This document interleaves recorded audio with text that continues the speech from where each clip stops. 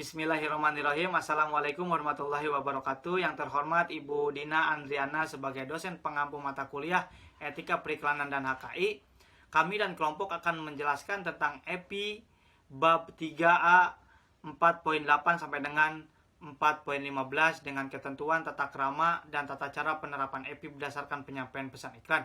Di sini ada beberapa nama kelompok. Yang pertama Arif Krisbiantoro, yang kedua Muhammad Hoirul Umar, yang ketiga Diana Salsabila, yang keempat Dimas Hisyam, yang kelima Muhammad Ainur. 4 poin wahana iklan. 4.8 perusahaan basis data. Perusahaan basis data atau database ialah organisasi yang berorientasi laba yang mencari, menghimpun, mengolah, dan mengelola, memanfaatkan, dan mengaktualkan daftar tentang informasi pribadi orang dan atau rumah tangga. Perusahaan basis data bagi perusahaan, keberadaan database atau basis data memiliki fungsi dan peran penting dalam mendukung proses bisnis agar lebih efektif dan efisien. Sebab database merupakan salah satu komponen utama dalam sistem informasi yang merupakan dasar dalam menyediakan suatu informasi bagi para pemakai atau user.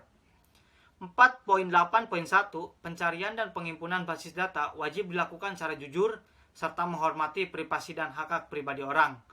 4.8.2 Basis data yang sudah dimiliki agar disimpan secara aman dan terjaga dari kemungkinan penggunaan, pengungkapan, perubahan atau perusakan oleh pihak-pihak yang tidak bertanggung jawab. 4.8.3 Basis data yang ditawarkan kepada atau untuk digunakan bagi keperluan pemesan wajib dijaga tetap akurat dan aktual. 4.8.4 Perusahaan basis data harus dapat mengidentifikasi orang-orang yang menolak informasi mereka digunakan secara pihak ketiga maupun orang-orang yang belum dimintakan persetujuannya.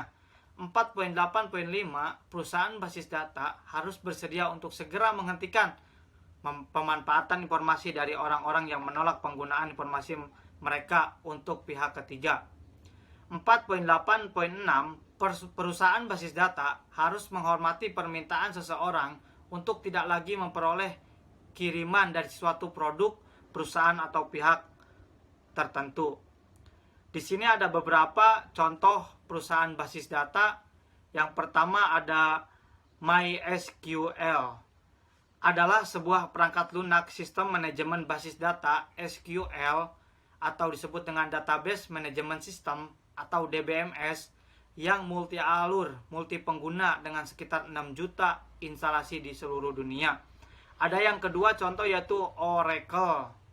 Oracle Corporation adalah sebuah perusahaan teknologi komputer multinasional yang berkantor pusat di Austin, Texas.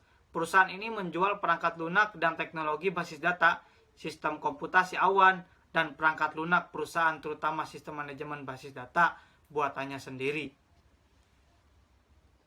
4.9 Penajaan sponsorship. Penajaan sponsorship ialah penyelenggara, pelaksana, atau penyiaran suatu ajang atau program dengan imbalan tertentu kepada penyelenggara, pelaksana, atau media dengan biaya dan jangka waktu yang disepakati. 4.9.1 Iklan yang ditampilkan pada ruang atau waktu penajaan tidak boleh direncana sedemikian rupa sehingga sama atau amat menyerupai isi atau program yang ditajaknya. 4.9.2 Identitas dari penajaan suatu ruang atau waktu media harus ditampilkan secara jelas. 4.9.3 Tanjukan editorial. Suatu media tidak boleh ditanjak. Nah, di bawah adalah gambar atau contoh dari iklan dari penajaan sponsorship yang ada Daihatsu dan iklan Gojek dan Traveloka. Lanjut ada 4.10 gelar bicara. 4.10.1 Pemadu gelar bicara harus mampu memisahkan dengan jelas antara materi pokok bahasan dengan materi promosi sesuatu produk. 4.10.2 Jika gelar bicara menampilkan tenaga profesional, maka dia tidak boleh mengesankan memberi kesaksian atau ajuran baik secara langsung maupun tak langsung. Pengajur atau endorse ialah tokoh ataupun orang biasa yang ditampilkan dalam sesuatu pesan iklan untuk mengajak orang lain menggunakan atau mengkonsumsi sesuatu produk yang diiklankan tersebut. tanpa mengesankan bahwa dia sendiri pernah menggunakan atau mengkonsumsi produk terkait. Di sini ada contoh gelar bicara, ialah penempatannya podcast ini dibuat santai, karena menghadirkan tokoh artis yang mampu memisahkan materi pokok bahasan dengan materi promosi, sehingga membuat acara gelar bicara ini menjadi lebih menarik. Dari 4.11 yaitu periklanan informatif atau informative advertising. Apa itu? Jadi di sini tampilan iklan layaknya karya jurnalistik seperti advertorial, infotorial, inspiratorial, dan editorial.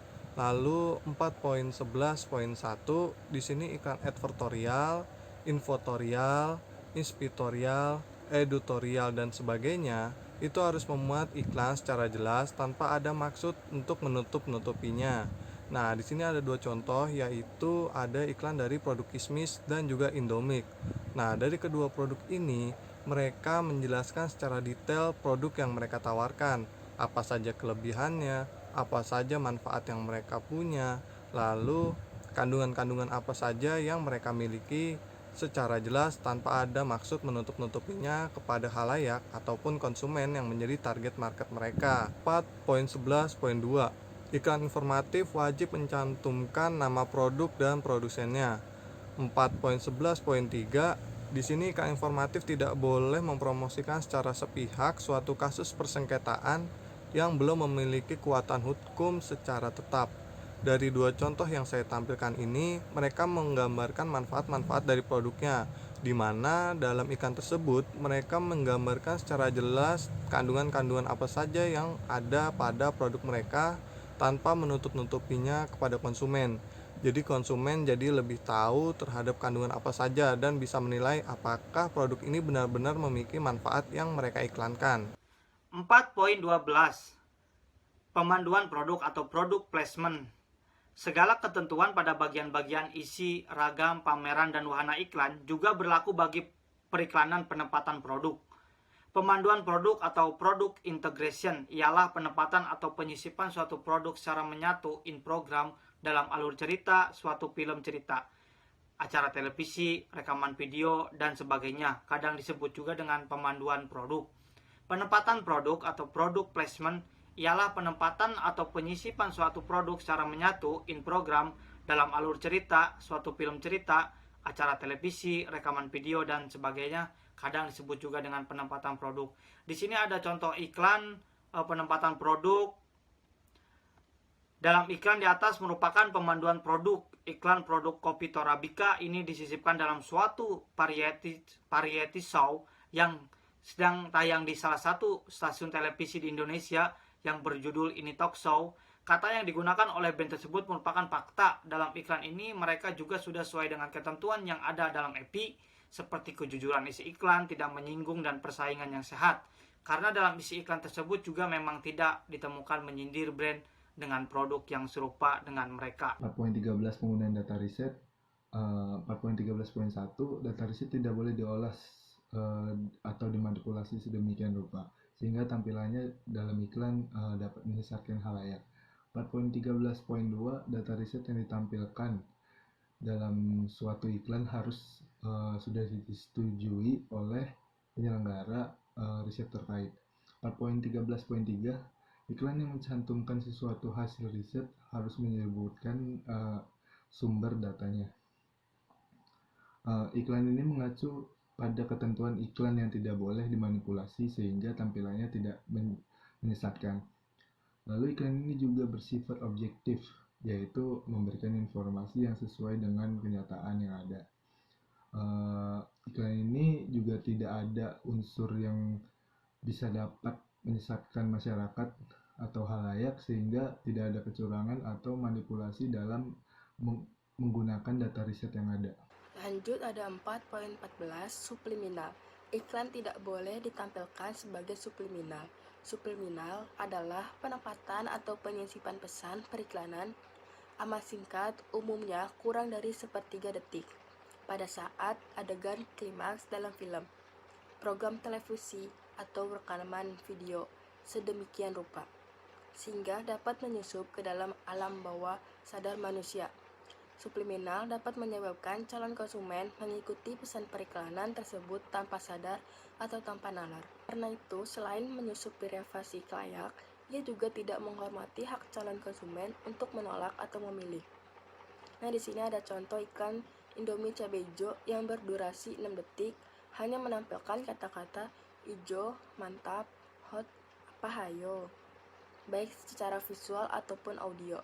Iklan tersebut masuk ke dalam iklan kategori subliminal apabila dalam penempatannya yang amat singkat, sehingga akan berusaha mengetahui kelanjutan calon konsumen untuk menolak atau memilih dari iklan ditayangkan dalam periode singkat. Terakhir ada 4.15 yaitu subvertensi atau subvertising. Iklan tidak boleh ditampilkan sebagai subvertensi.